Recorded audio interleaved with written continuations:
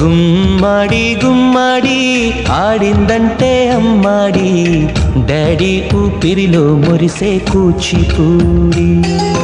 చిందాడి చిందాడి తుళ్ళిందంటే చిన్నారి, మమ్మీ చూపుల్లో చూడు ఎంత వేడి.